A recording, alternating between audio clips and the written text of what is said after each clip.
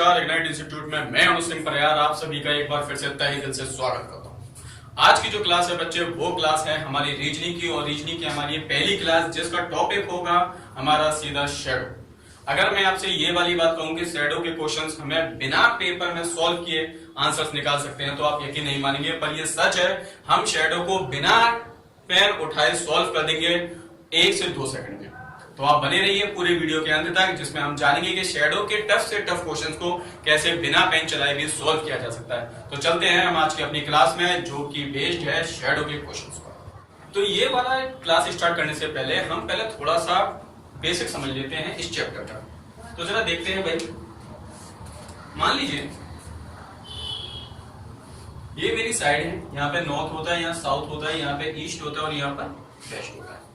अब आपको पता है कि जो सनराइजेस होता है यानी सूर्य उदय होता है वो होता है मेरा यहाँ से, यानी कि ये हो गया ईस्ट, और जो छुपता है वो कहाँ पे छुपता है, वो छुपता है वेस्ट पर। यही 2 कंडीशन आती है। तो अब थोड़ा सा समझते हैं। सब कुछ करिए, ये एक लड़का है,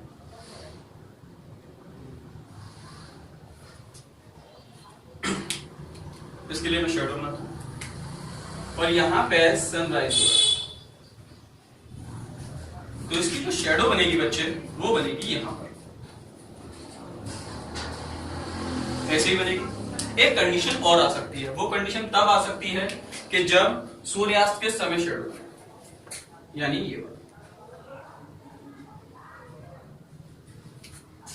और इस बार मान लिया कि जो सन है वो यहां पर,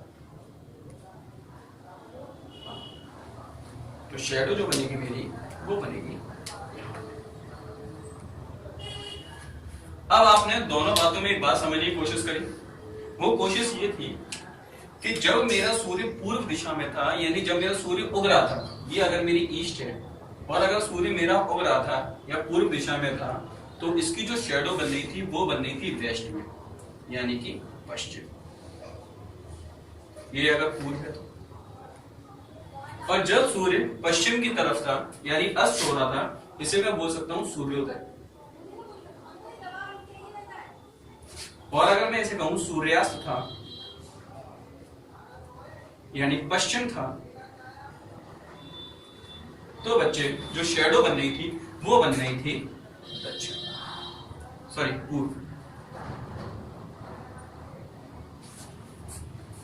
यानी इसका मतलब अगर सूर्य पूर्व में है तो शैडो बन रही है पश्चिम में, और अगर सूर्य पश्चिम में है तो शैडो बन रही है पूर्व में। अब आप मुझे एक बात बताओ, एक बंदा यहां पर खड़ा हुआ है, ये कोई बिल्डिंग है, ये मेरे घर के पास की बिल्डिंग है, और मैं बस ये जानना चाहता हूं कि ये मेरे दाएं है कि बाएं। समझिएगा, ये बिल्डिंग है और मैं बस ये जानना चाहता हूं कि ये मेरे दाएं है कि बाएं। मैं यहाँ पे खड़ा हूं, आप क्या बोलेंगे, कहां पर है, दाएं है। मैं चलिए यहाँ पे आ गया, आप क्या बोलेंगे, दाएं है। मैं यहाँ पे आ गया, आप क्या बोलेंगे, दाएं है। तो इसका मतलब जो सबसे बड़ा वाला कंफ्यूजन आता है और जो बच्चा कंफ्यूज करता है अपने आप को, वो ये करता है कि उसको ये लगता है पेपर में कि अगर ये बोला गया है कि ए बी के दाएं तरफ है, तो वो ये मानता है कि बी और बी के दाएं तरफ यानी सीधा ए, वो ये मान के चलता है। पर शैडो में हमें ऐसा कुछ नहीं सोचना। उसने बोला दाएं तरफ है तो इसका मतलब ये भी दाएं है, ये भी दाएं है, ये भी दाएं है, ये भी दाएं है, ये भी दाएं है। सेम बाएं में बोले तो इस साइड का जितना भी पोर्शन होगा सब बाएं होगा। ये वाली बात समझ में आ रही? चलिए इसे बैठाते हैं।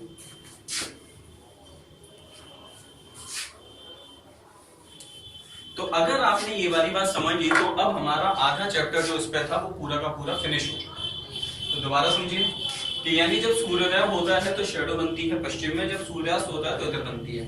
अब इसको जरा मैं दूसरे वे में समझाऊं तो आप देखना, शैडो कहां बनी है, एक इस साइड और एक इस साइड, यानी या तो बाएं और या फिर दाएं। शैडो बननी है या तो बाएं या फिर दाएं। अगर आपने गौर किया होगा तो पेपर में भी ऐसे लिखा आता है कि जो शैडो बनती है वो कहां बनती है, वो सामने वाले बंदे के बाएं बन रही है या सामने वाले बंदे के दाएं बन रही है। तो इसका मतलब बाएं और दाएं बन रही है, तो उस व्यक्ति को जो खड़ा होना पड़ेगा वो 2 कंडीशन में खड़ा हो सकता है। या तो वो ऐसे खड़ा हो कि उसका मुख इधर हो, या फिर वो ऐसा खड़ा हो कि उसका मुख इधर हो।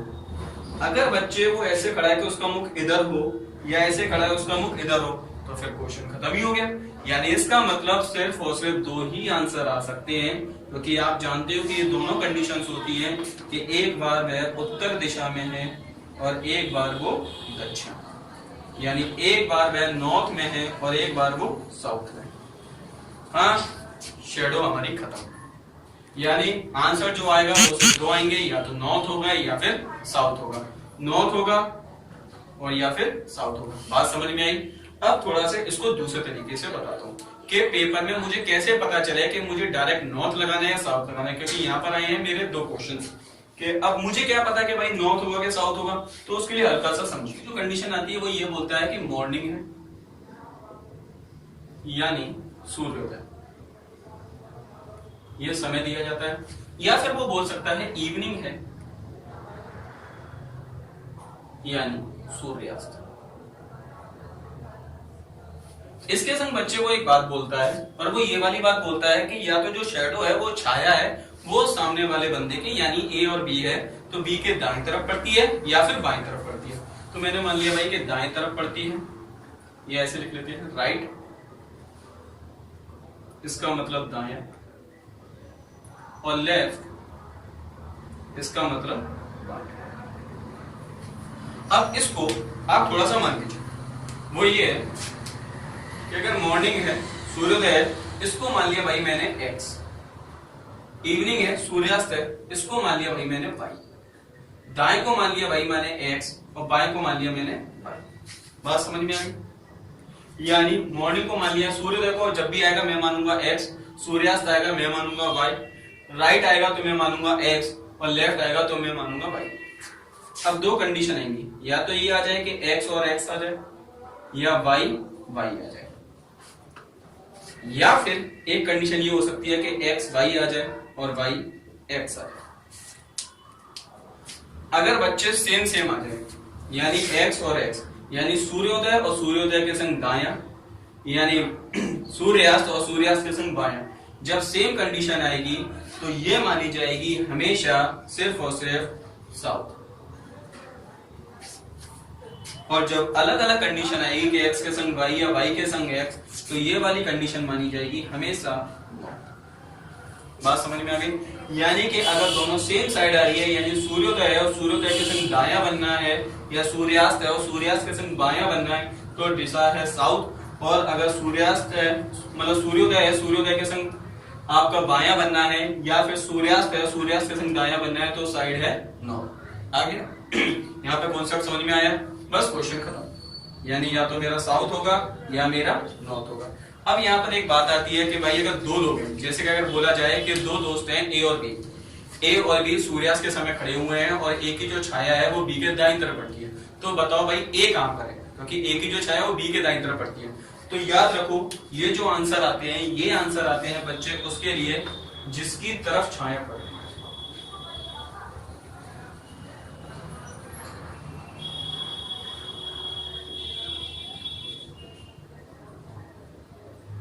जिसकी तरफ छाया पड़ रही है उसके लिए आंसर आते हैं, या तो उसके लिए साउथ यानी कि दक्षिण, या फिर नॉर्थ यानी कि उत्तर, ये होगा। अब आपको एक बात समझनी है, दो लोग हैं भाई, एक ये है एक बी है, और मुझे पता है कि मेरा जो आंसर आएगा वो आंसर सिर्फ दो ही हो सकते हैं, या तो मेरा आंसर पेपर में दक्षिण हो सकता है या मेरा आंसर पेपर में सिर्फ और सिर्फ उत्तर हो सकता है। अब अगर बच्चे इस वाले के लिए आंसर आ गया उत्तर, और अगर वो इसके बारे में पूछ रहे तो इसका आंसर सिर्फ और सिर्फ क्या होगा? दक्षिण यानी कि साउथ। और अगर मान लो कि इसका आंसर आ गया साउथ, तो इसका आंसर फिर क्या होगा? नॉर्थ। बात समझ में आ गई? यानी कि जो इसके लिए आएगा उसका जस्ट अपोजिट दूसरे वाले के लिए हो जाएगा, और जो दूसरे वाले के लिए आएगा उसका जस्ट अपोजिट पहले वाले के लिए हो जाएगा। आई होप आपको ये वाली बात समझ में आ गई होगी। एक बार मैं इसको जल्दी से पूरा रिपीट कर देता हूँ।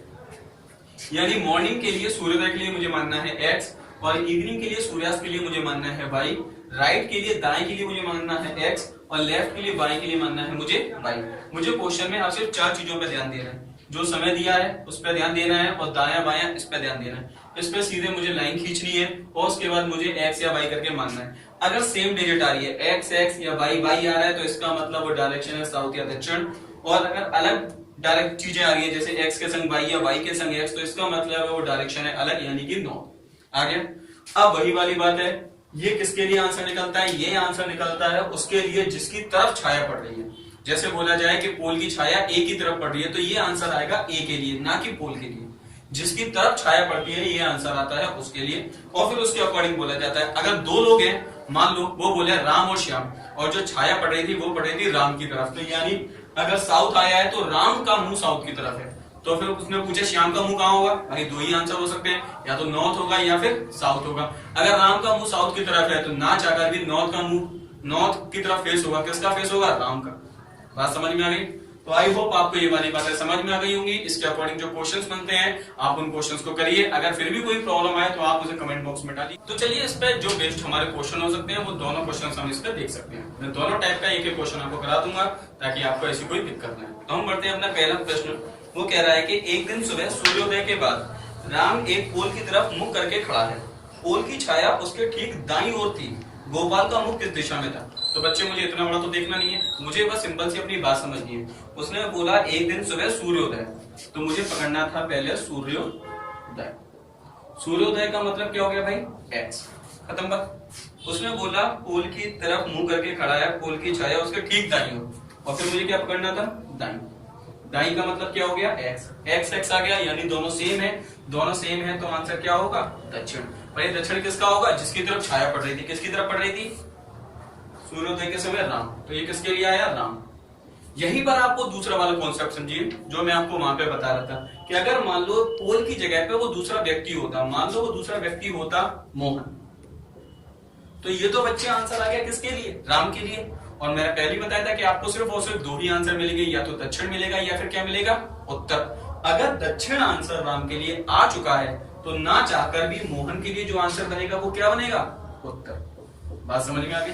लेकिन हमारा प्रश्न सिर्फ और सिर्फ इतना था, हमारा आंसर आ गया ये। यानी कोई भी प्रश्न आए तो मुझे सिर्फ दो चीजें देखनी है, पहले सूर्योदय या सूर्यास्त का समय। यहाँ पे दिया था सूर्योदय तो वो बन गया एक्स। अगर सूर्यास्त आता तो कितना बनता? वाई। आपको लिखे हुए हैं यहाँ पे। उसके बाद देखना है मुझे डायरेक्शन। उसने बोला है कि वो मेरे राइट हैंड है कि लेफ्ट हैंड है। यहाँ मैंने देखा दाईं ओर यानी राइट हैंड है तो वो बन गया एक्स। अगर लेफ्ट हैंड होता तो मैं क्या बनता? वाई। दोनों अगर सेम सेम आ रहे हैं यानी एक्स और एक्स आ रहा है या वाई आ रहा है तो वो दोनों बन जाते हैं दक्षिण, और दूसरा वाला बन जाता है उत्तर। आगे आंसर। चलिए बढ़ते हैं अपने दूसरे प्रश्न पे। तो दूसरा प्रश्न कुछ ऐसा कह रहा है कि सूर्यास्त के समय दो दोस्त ए व बी एक दूसरे की ओर मुख करके खड़े हैं। यदि एक की छाया, लेकिन उससे पहले मुझे क्या दे दिया? सूर्यास्त। अगर सूर्यास्त दे दिया बच्चे तो इसका मतलब उसने किसकी वैल्यू दे दी? वाई की। उसने बोला दो दोस्त एक दूसरे की ओर मुख करके खड़े हैं यदि एक ही छाया बी के दाईं ओर, किसके लिए हो गया भाई? बी के दाईं ओर है यानी बी की बात करेगा। बी के दाईं ओर अगर दाईं ओर हो गया बच्चे तो दाईं का मतलब क्या हो गया? एक्स। आ गई बात। वाई और एक्स यानी आंसर क्या है? उत्तर। अगर आंसर उत्तर है किसके लिए? बी के लिए, तो फिर ए के लिए आंसर क्या बचा? दक्षिण। अब अगर वो मुझसे ये पूछे कि बताओ बी का मुख कहां पर है तो उत्तर दिशा में है, ए का मुख कहां पर है? दक्षिण दिशा में, यानी बी कहां खड़ा हुआ है? उत्तर में खड़ा हुआ है, ए कहां खड़ा हुआ है? दक्षिण में खड़ा हुआ है। तो आई होप आपको आज की क्लास समझ में आ गई होगी और हमने जान लिया कि कैसे भाई बिना पेन उठाए भी हम क्वेश्चंस को सॉल्व कर सकते हैं। शैडो वाले क्वेश्चंस को जिनको हमें लगता था कि बहुत टफ होंगे, वो हमारे क्वेश्चंस एक्स या एक्स वाई के कॉन्सेप्ट से भी बिना पेन चलाए सॉल्व हो सकते हैं। आगे हम फिर ऐसे ही मिलते रहेंगे किसी न किसी वीडियो में। अगर आपको अच्छी लगी हो तो प्लीज इसे लाइक करो, शेयर करो, सब्सक्राइब करो ताकि मैं और ज्यादा अच्छी तरीके से आप लोगों के संग जुड़ सकूं। और अगर फिर भी आपको लगता है कि कोई प्रॉब्लम है या कोई भी बात है तो आप कमेंट बॉक्स में उसे कमेंट में करिए ताकि मैं ज्यादा से ज्यादा आप लोगों की हेल्प कर सकूं। Till then bye, good night, शुक्रिया, हमेशा खुश रहो, मुस्कुराते रहो, फिर कभी मिलेंगे। चलिए बाय।